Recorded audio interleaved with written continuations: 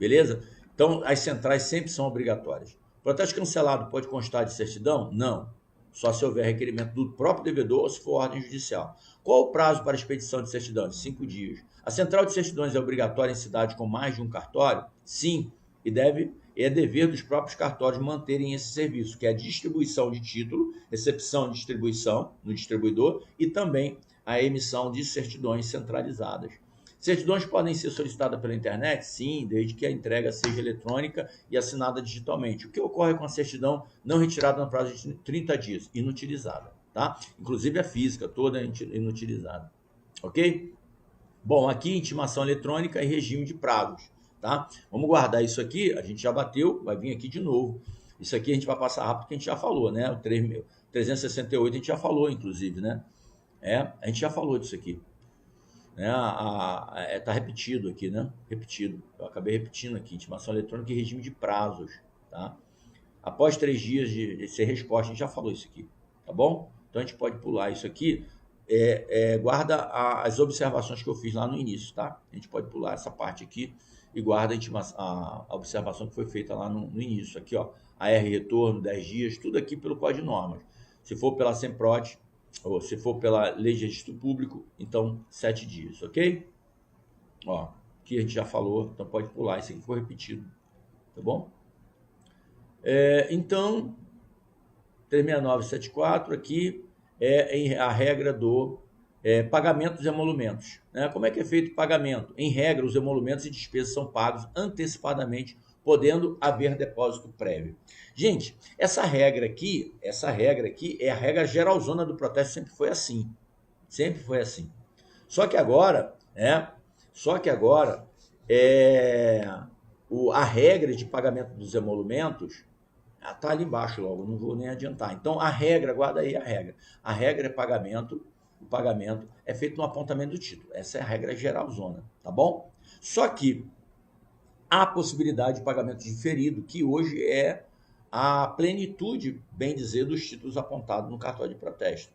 Por exemplo, títulos de bancos, instituições financeiras ou unidades financeiras, entes públicos, títulos vencidos há menos de um ano, né? E aí, quando a gente fala aqui, entes públicos, bancos, unidades financeiras,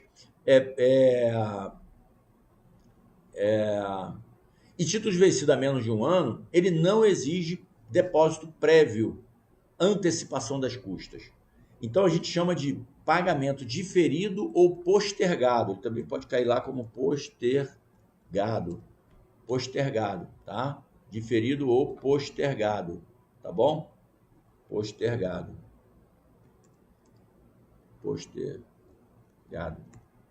Postergação. Postergado, tá? E aí, a cobrança é feita quando? Quando, então, você recebe esses emolumentos? Quando houver desistência, quando houver pagamento, quando houver aceite, devolução, cancelamento ou ordem judicial, tá? Ordem judicial para ou suspensão, né? Se for sustação, não, né? Mas suspensão ou ordem judicial para cancelamento. Muitas vezes há uma sustação e depois da sustação o juiz decide o mérito e aí você pode receber. Então são momentos aí que você pode receber eu acho que eu vou até tirar essa ordem judicial para não confundir aqui com a sustação, tá? Cancelamento. Aplica-se às entidades públicas e privadas fiscalizadas, inclusive, tá? Inclusive CDAs. Então, órgão público não tem antecipação. Isso aí vai ficar por conta de quem, professor? Na verdade, o recebimento do emolumento ele é submetido a um evento futuro e incerto. Você não sabe se vai receber e quando vai receber e se vai receber. Então, é um evento futuro e incerto, tá? Por quê? Porque ou você recebe na desistência, ou você recebe no pagamento, ou você recebe no cancelamento. Se a pessoa não desistiu, o credor não desistiu, a pessoa não pagou, e depois de protestada ela não veio cancelar, você não recebeu. certo? E aí você arquiva esse prejuízo. Trabalhou, prestou o serviço, mas não tem a contraprestação. Legal? Isso acontece no protesto, tá? Você trabalhar e não receber por isso. Vício formal é o que você qualifica. Qualificação do tabelião de protesto, vício formal. Nenhum valor é devido quando o título é devolvido por irregularidade formal. Digamos que haja um vício formal na qualificação e o título é devolvido. Ele foi apresentado e foi devolvido. Não tem custo, não há nenhum tipo de cobrança, tá bom? O tabelião não recebe nada por isso. Então, para mera qualificação e devolução por vício formal, não gera emolumento, tá? Emolumento devido por ato praticado. Em caso de troca, tá, professor, então o recebimento ele é futuro e incerto. Ok.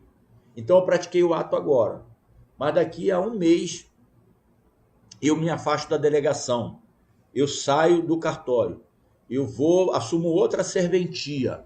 Como é que fica todos os atos que eu pratiquei? É o tabelião novo que vai receber? Sim, ele vai receber. Mas ele vai repassar para você, que saiu da delegação, aqueles atos praticados. Por quê? Porque aqueles valores pertencem a você. Então, guarda isso. Por exemplo, quando eu cheguei em Rondônia, eu assumi primeiro o cartório de protesto em Ji-Paraná. Fui tabelião de Paraná por um tempo. E depois eu vim para a comarca de Ariquemes.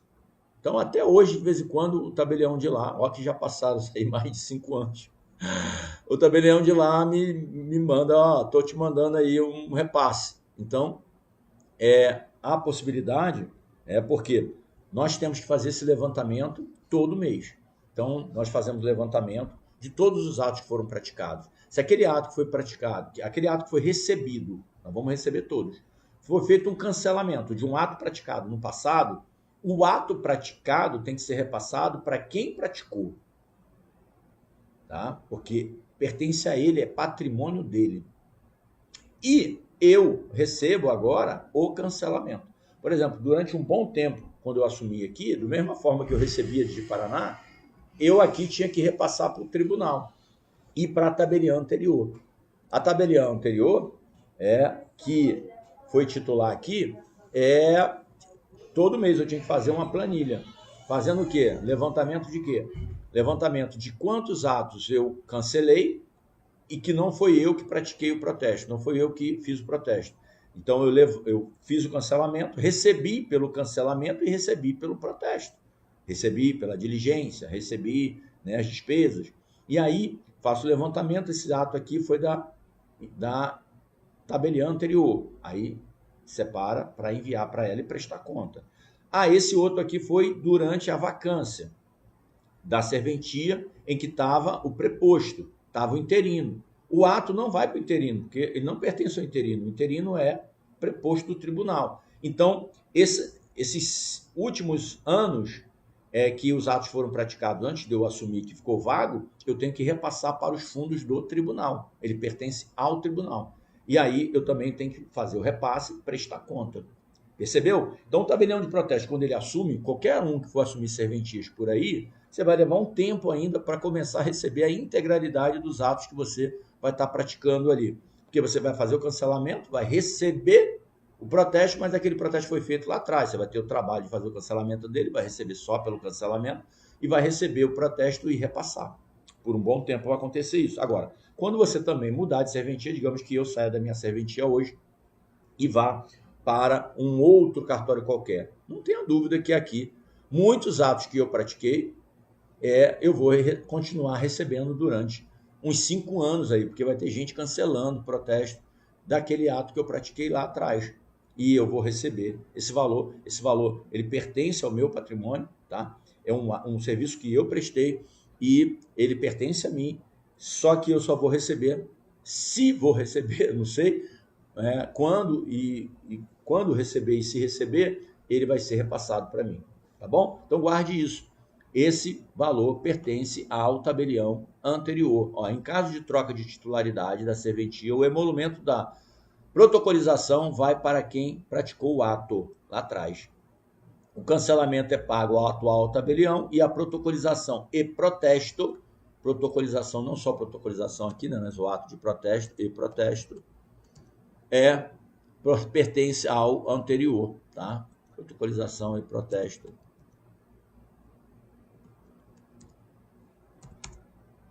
E protesto vai para quem praticou o ato. Sempre assim, tá? Outra coisa, foi também autorizado o parcelamento dos emolumentos, desde que os acréscimos legais sejam pagos na primeira parcela. O que é isso aqui, gente? Você hoje pode parcelar um título no cartório de protesto, não só a dívida também pode ser parcelada no cartão de crédito com as taxas para o devedor. Mas os emolumentos e os acréscimos legais, que são, a gente chama de penduricários, né? São os fundos, percentuais dos fundos. Esses percentuais dos fundos, eles têm que ser recolhidos na primeira parcela. Se você for parcelar, praticar o ato e parcelar, você já tem que recolher na primeira parcela. Por quê? Ele não chega parcelado para o tribunal. Você não pode passar parcelado para o tribunal, o Ministério Público, a Defensoria, a Procuradoria. Você não vai poder passar parcelado. Então você tem que receber tudo na primeira parcela. Essa é a regra, tá? Se você pode parcelar, pode.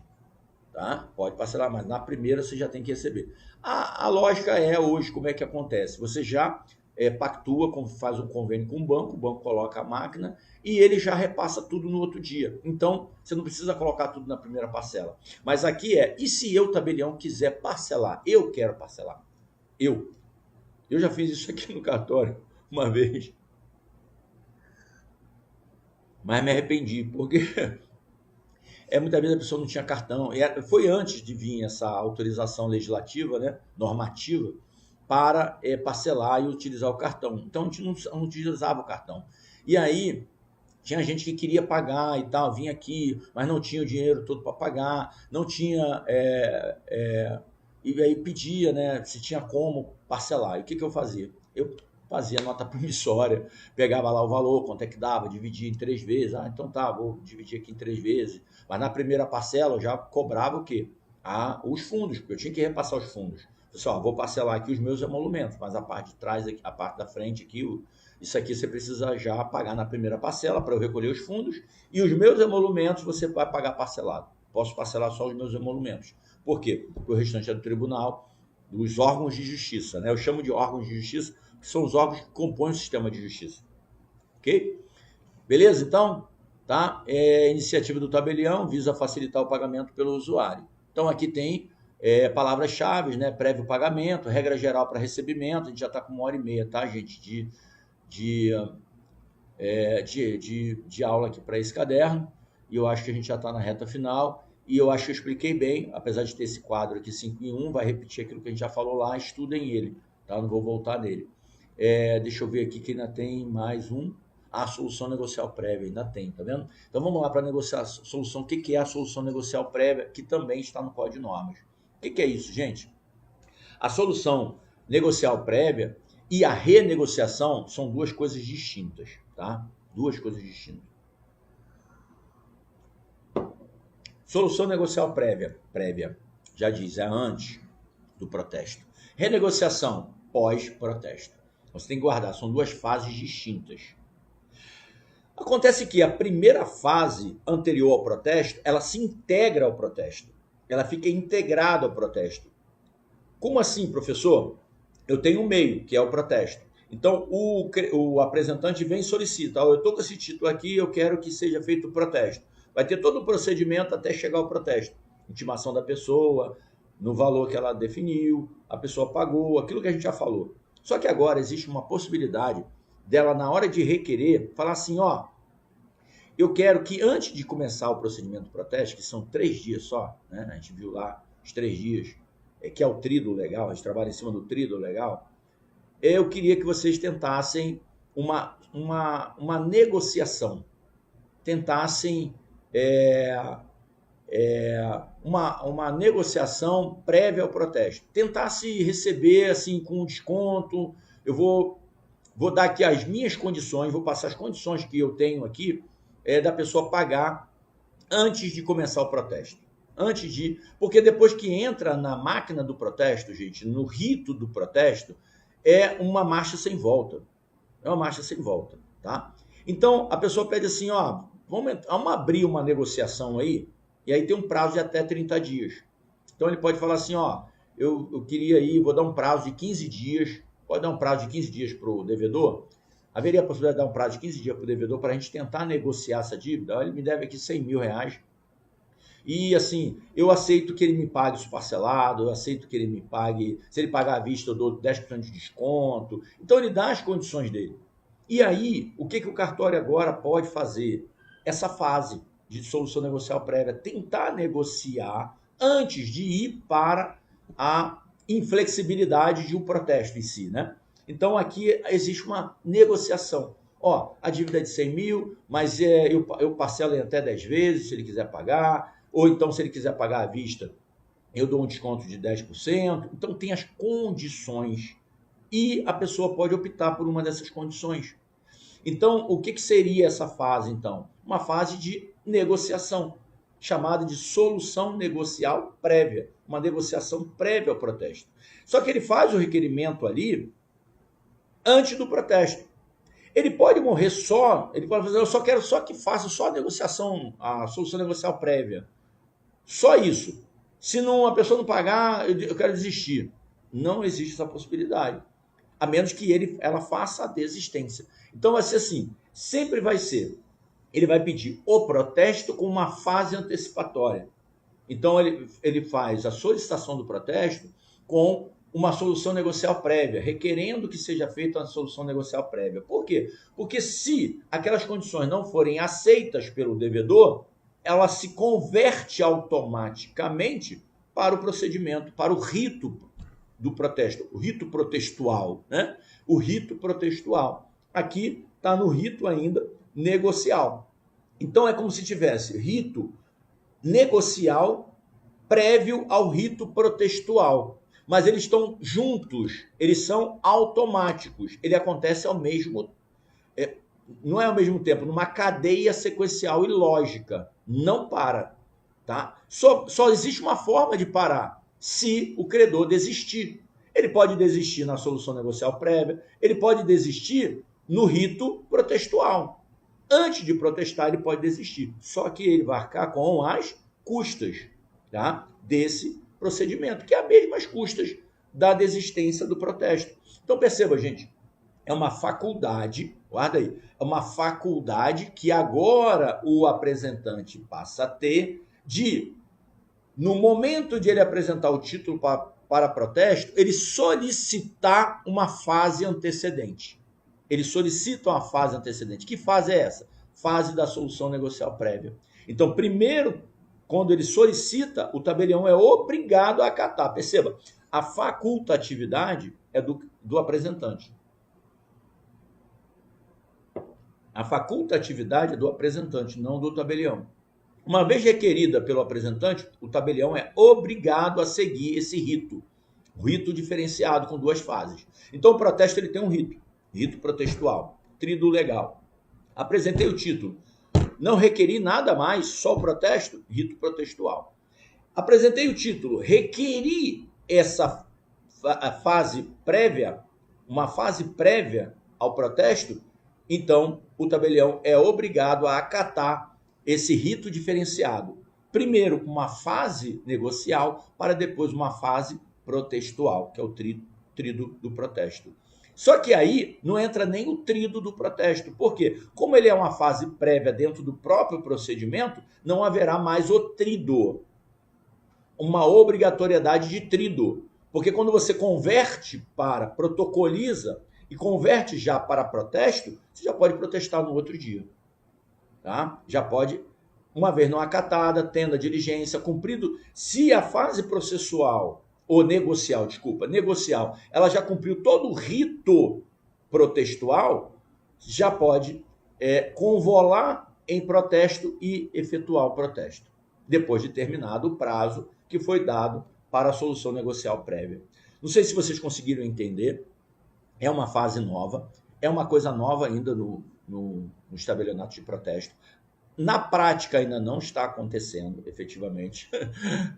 Cabe essa observação aqui ainda está, o sistema central está se adaptando para essa fase, para se começar a fazer efetivamente, na prática ainda não está acontecendo. É uma faculdade do credor, então o credor que vai dizer.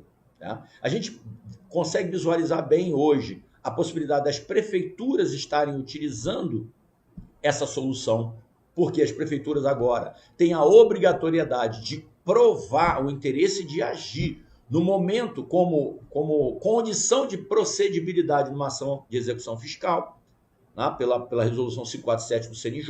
Então ela pode usar essa fase já no protesto gratuitamente, sem custo nenhum, sem utilizar nenhuma estrutura administrativa, utilizar a própria ferramenta do protesto para fazer as duas fases, a fase negocial prévia e, posteriormente, o protesto.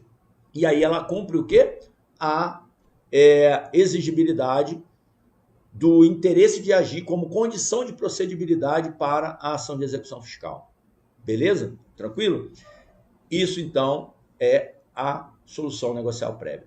Professor, e a renegociação? Renegociação é pós-protesto.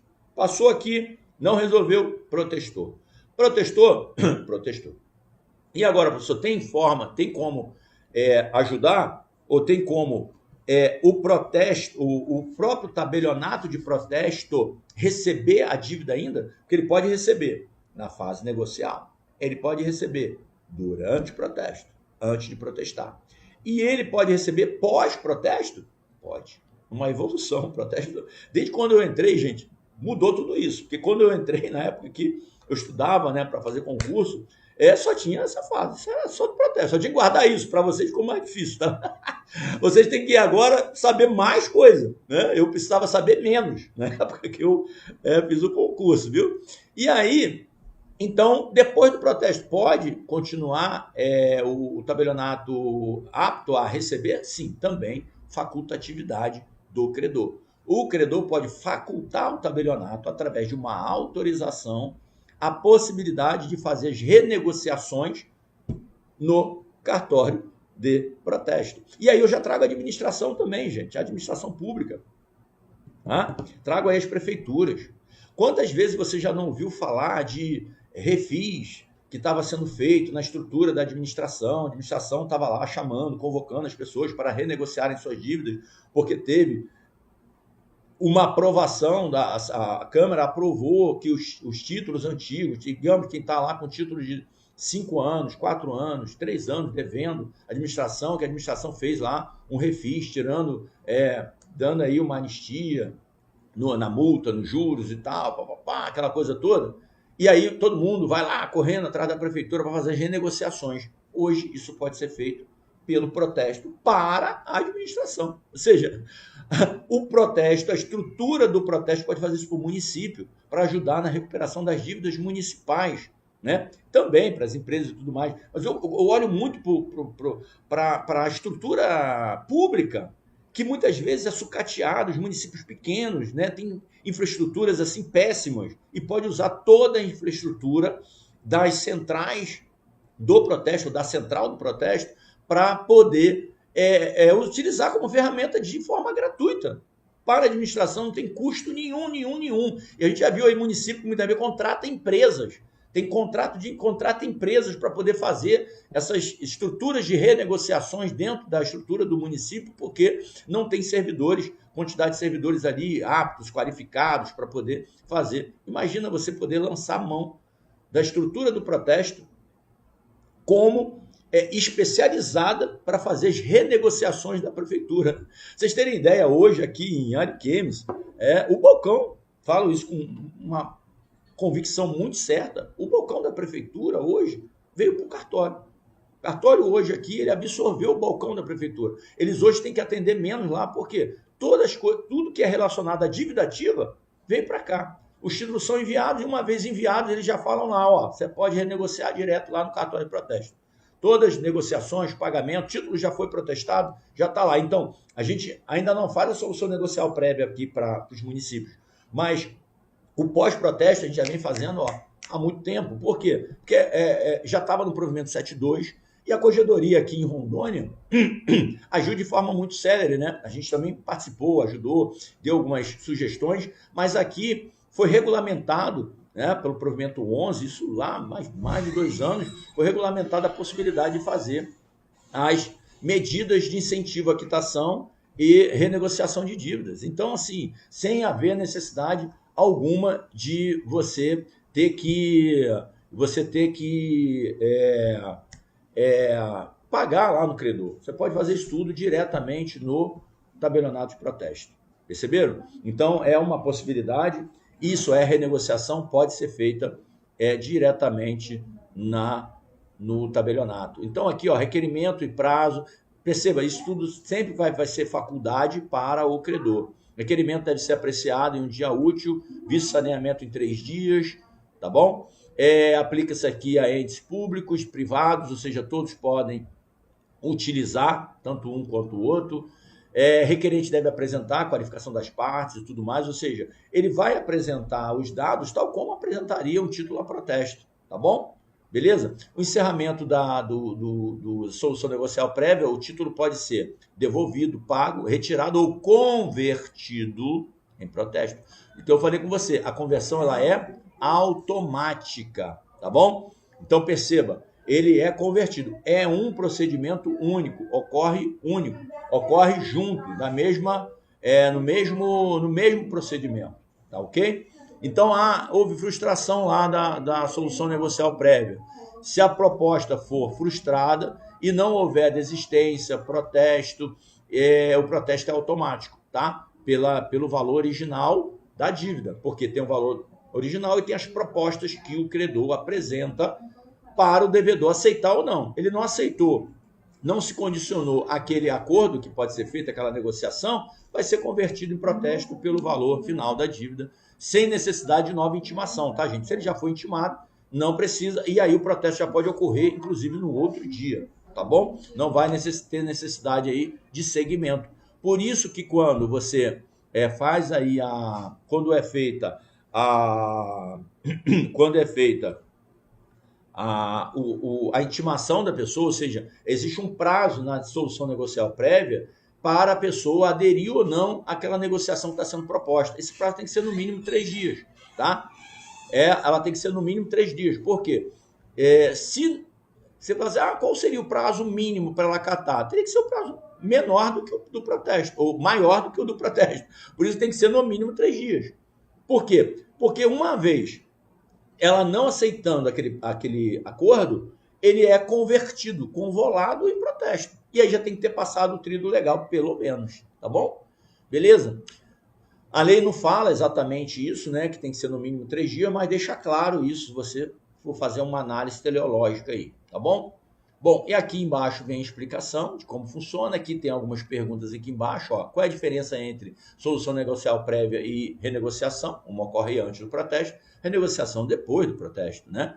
E a renegociação, e aqui, para você ter ideia, quando a gente já tem essa autorização da renegociação, a prefeitura aqui, por exemplo, a gente tem possibilidade de renegociação posterior ao protesto aqui no cartório, a gente já acessa o site da prefeitura, vai lá, baixa lá a guia para que deve ser paga, como deve ser paga, as oportunidades de pagamento. A gente está vendo agora, inclusive, com a PGE aqui, a possibilidade de a gente fazer isso com a PGE disponibilizar o sistema de acesso para que a gente possa entrar lá e com o cliente aqui e dar as opções para ele.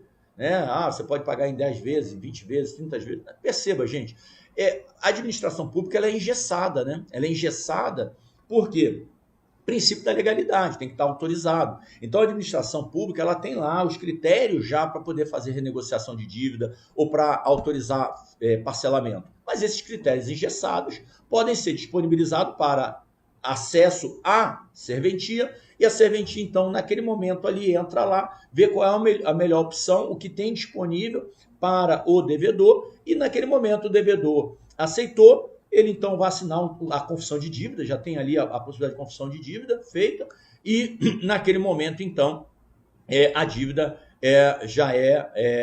a confissão de dívida, né? Com o acerto dela, já pode ser feito cancelamento naquele momento, já com recebimento da primeira parcela do que ficar acordado. Legal? Então, qual o prazo para o tabelião analisar o pedido de solução negocial prévia? 1 dia útil. Se houver vício, o requerente terá 3 dias para sanar esse vício. Quais são os resultados possíveis da CNP, da solução negocial prévia? Pagamento retirado, devolução por algum vício formal, ou então a conversão automática em protesto. Legal?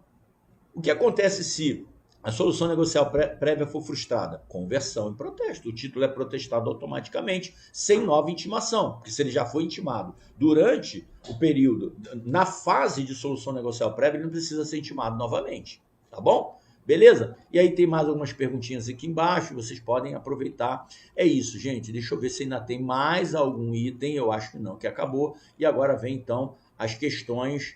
Ah, tem um cheque.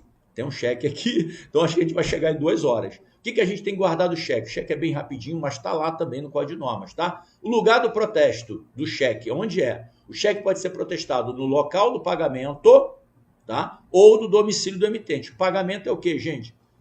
Na unidade bancária. Praça de pagamento na unidade bancária. Deve conter prova da apresentação e do motivo da devolução. Então guarde isso. Para apontar um título, um cheque para protesto, tem que ter o motivo da devolução do banco, porque tem determinados motivos que você não vai poder protestar. 25, 28, 30, 35, o 70, por exemplo, que é a sustação provisória. Então, assim, tem alguns motivos que você não vai poder aceitar ele. E aí é qualificação formal, não é material. Você não está entrando ali no negócio. Você está vendo que a exteriorização do motivo de devolução. Por que 25, 28, 30, 35? É o quê? É furto, perda de talonário, perda do talonário, furto, roubo. São esses casos que impedem o protesto. Tá? Agora, 21 foi sustado. Não impede. Ah, mas sustou o cheque. Não impede. Você não está por trás do negócio. Você não vai fazer análise material por que o cheque foi sustado. Tá? Se não for roubo, se não for furto, foi lá uma desavença de negociação, porque você tem o 21, é dessa possibilidade, né? Você não vai entrar nesse mérito. Então, 21 não é motivo de devolução, 11 não é, 12 não é. Por exemplo, eu já tive processo aqui pela linha 22, né? Que o apresentante bateu o pé de que se é 22, o 22 ele é o que a assinatura não confere, não bate a assinatura.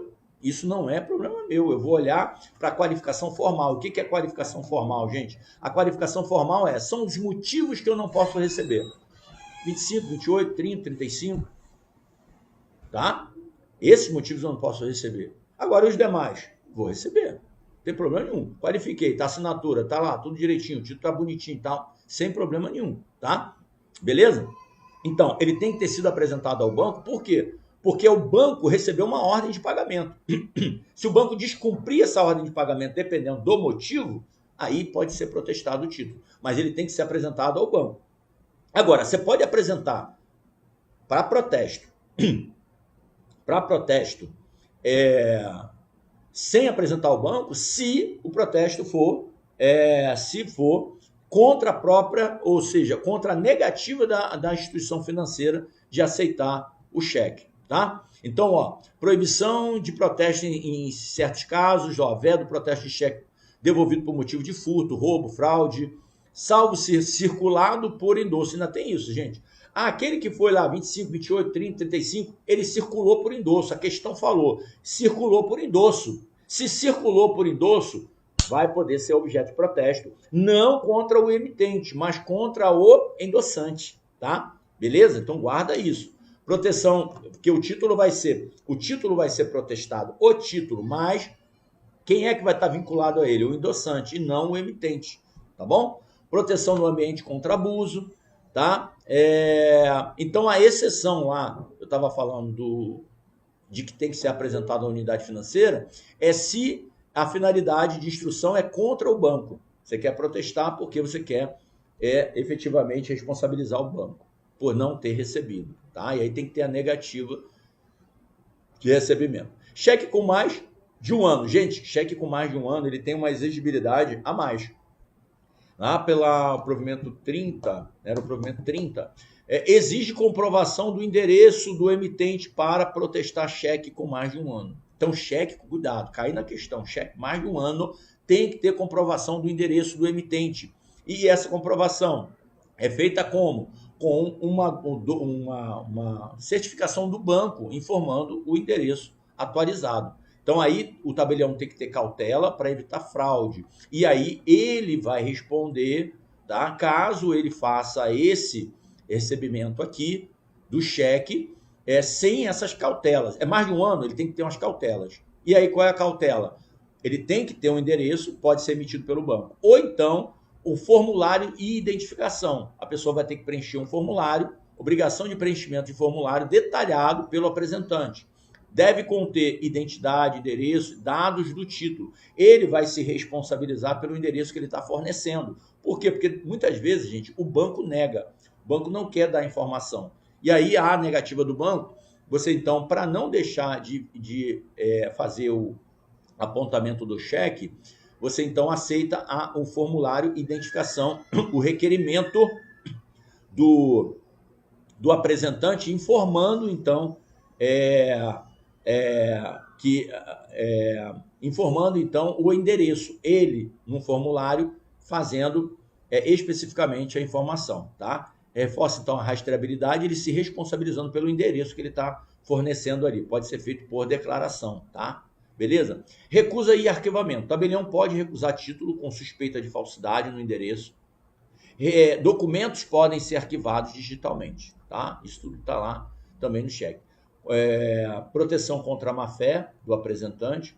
Isso aqui é para isso mesmo. Muitas vezes,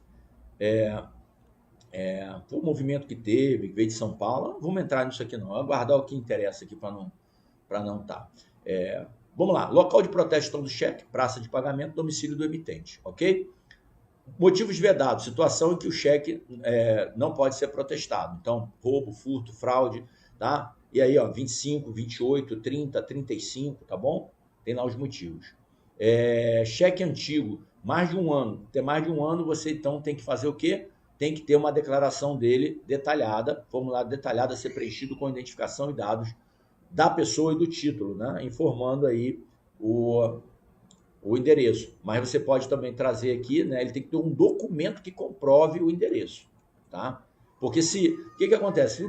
Se o endereço foi errado, se ele der um endereço equivocado, um endereço falso para você, a pessoa não vai ser achada e ela vai ser protestada por edital e provavelmente não vai tomar conhecimento, vai sofrer toda uma restrição. Então, por isso que tem que ter essa cautela e tem que ter cuidado, tá bom? Então, verifiquem isso, tá? Tem aqui algumas perguntas, vamos para 2 horas, eu vou encerrar aqui então.